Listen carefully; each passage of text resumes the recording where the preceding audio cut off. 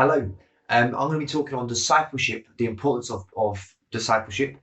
And I'm going to break it down into two. So today you're going to hear the importance of being discipled. And then later on in the week, you're going to have another video, which is the importance of making disciples. And so I think right off the bat, I just want to say that it is exceptionally important to be discipled as Christians. And I think for many Christians, well, hopefully all Christians would agree with that fact that it's important to be discipled. And I don't think you even need to understand the Jewish background or the concept around discipleship. I think simply just by reading the Bible, reading scripture, you see the life of Jesus and how he operates. And yes, he went to temple, and yes, he preached to large crowds, but absolutely did he have disciples, a much closer group of people. You know, we often hear about the 12, he had a bigger group of his disciples. And then within that, he had the 12 people he could go even further and in greater depth with. And then within the 12, you have the three, Peter, James, and John, who he took those three to specific occasions that the other 9 didn't go to.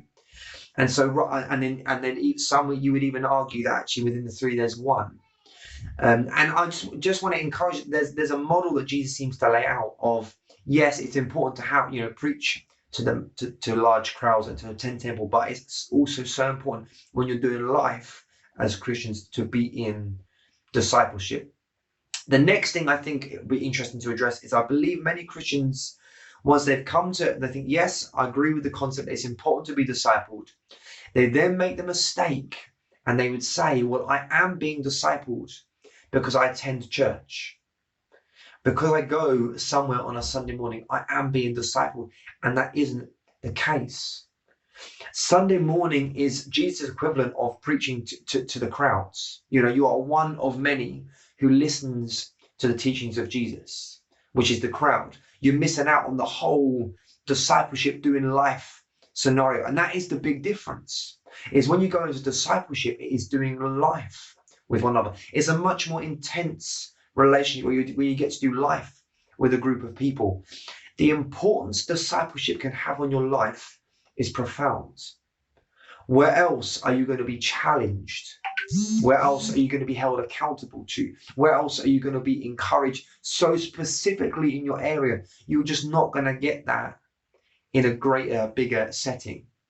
See, this goes very much against today's culture, because today's culture puts all the emphasis on it's all about you, and actually it's not really about respecting authority or sacrificing anything for someone else.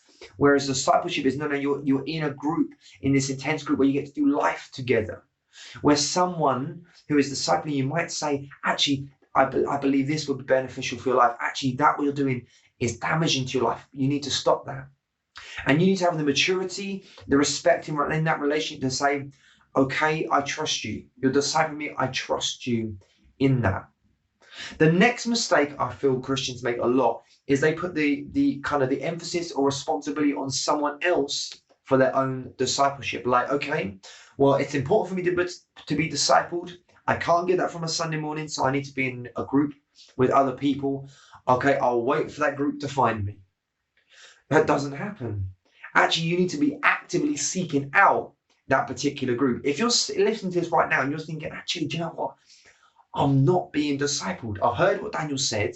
I'm not being discipled. It is your responsibility to seek out that discipleship. And I would recommend you go to the leaders of your church, you go to someone who's a mature Christian than you, and their life reflects something in God that you look up to and inspires you. And you say, I want to show me. How can I be discipled? Get me in a group and be actively pursuing that. Don't just sit around and wait for discipleship to find you, because this isn't for everyone. If you are hungry and you want your spiritual life to grow and you want to grow in God, discipleship, in my opinion, is by far the best, and in some cases the only way that's ever going to happen. So it's important getting some sort of group, a small group that's going to disciple you, actively seek out, start hounding your leaders. Like, right, where are these groups? Tell me, how can I get into a group fight? And be active about it. Don't just sit back and wait for it to happen. And you will see great improvement in your spiritual life and things of God. So go be discipled.